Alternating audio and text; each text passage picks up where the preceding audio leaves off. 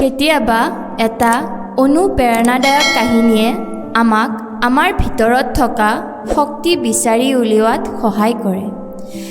এটা অনুপ্ৰেৰণাদায়ক কাহিনীয়ে আপোনাক নিজকে অনুপ্ৰাণিত কৰাত সহায় কৰে। আপুনি কি কৰিব পাৰে আৰু কি কৰিব নোৱাৰে বিচাৰি উলিওৱাত সহায় কৰে।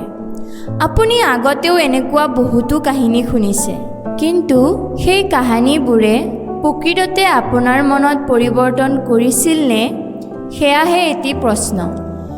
এই চেনেলত এনেকুৱা কিছুমান অনুপ্ৰেৰণাদায়ক গল্প আছে যিয়ে কেৱল এটা শক্তিশালী পাঠ প্ৰদানেই নহয়, লগতে জীৱনৰ বিষয়ে কিছুমান অজ্ঞাত সত্যৰ বিষয়ে জনাত সহায়ক হ'ব।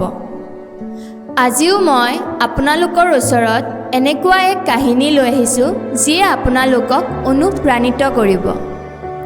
এদিনাখন এজন ভদ্ৰলোকে হাতীৰ শিবিৰৰ মাজেৰে খোজকাঢ়ি গৈ আছিল আৰু তেওঁ দেখিলে যে হাতীবোৰক পিঞ্জৰাত ৰখা হোৱা নাই আৰু শিকলিৰেও বান্ধি ৰখা হোৱা নাই। শিবিৰৰ পৰা পলায়ন নকৰিবৰ বাবে হাতীবোৰক বাধা দিছিল কেৱল সিহঁতৰ ভৰিত বান্ধি থোৱা ৰছীডালেহে। মানুহজনে তেতিয়া হাতীবোৰলৈ চাই ভাবি আছিল, হাতীবোৰে ৰছী ছিঙি শিবিৰৰ পৰা পলাই যাবলৈ সিহঁতৰ শক্তি ব্যৱহাৰ কিয় কৰা নাই? তাক লৈ তেওঁ সম্পূৰ্ণৰূপে বিভ্ৰান্ত হৈ পৰিছিল। তেওঁলোকে সহজে এনে কৰিব পাৰিলেহেঁতেন, কিন্তু তাৰ পৰিৱৰ্তে তেওঁলোকে একেবাৰেই চেষ্টা কৰা নাছিল। কৌতূহলী হৈ উত্তৰটো জানিব বিচাৰি তেওঁ ওচৰতে থকা এজন প্ৰশিক্ষকক সুধিলে যে হাতীবোৰে তাত কিয় থিয় হৈ আছিল আৰু সিহঁতে পলাই যাবলৈ কিয় চেষ্টা কৰা নাই। প্ৰশিক্ষকে তেতিয়া উত্তৰ দিলে, যেতিয়া সিহঁত বহুত সৰু আছিল, আমি সিহঁতক বান্ধিবলৈ একে আকাৰৰ ৰছী ব্যৱহাৰ কৰিছিলোঁ আৰু সেই বয়সত সিহঁতক ধৰি ৰাখিব সেইটো যথেষ্ট আছিল।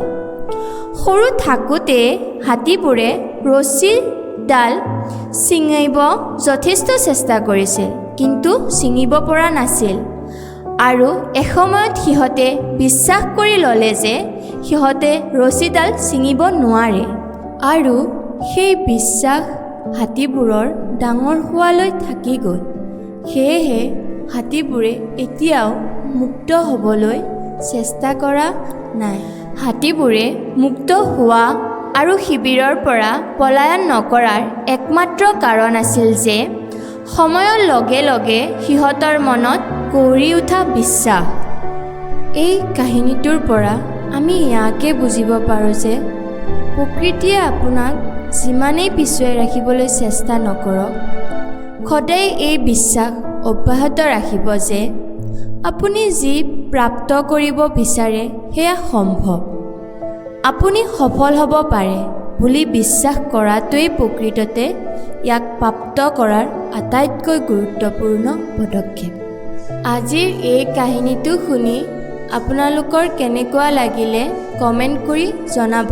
যদি আপোনালোকে এনেকুৱা কাহিনী আৰু শুনি থাকিব বিচাৰে, চেনেলটো ছাবস্ক্ৰাইব কৰিব। থেংক ইউ আজিৰ বাবে।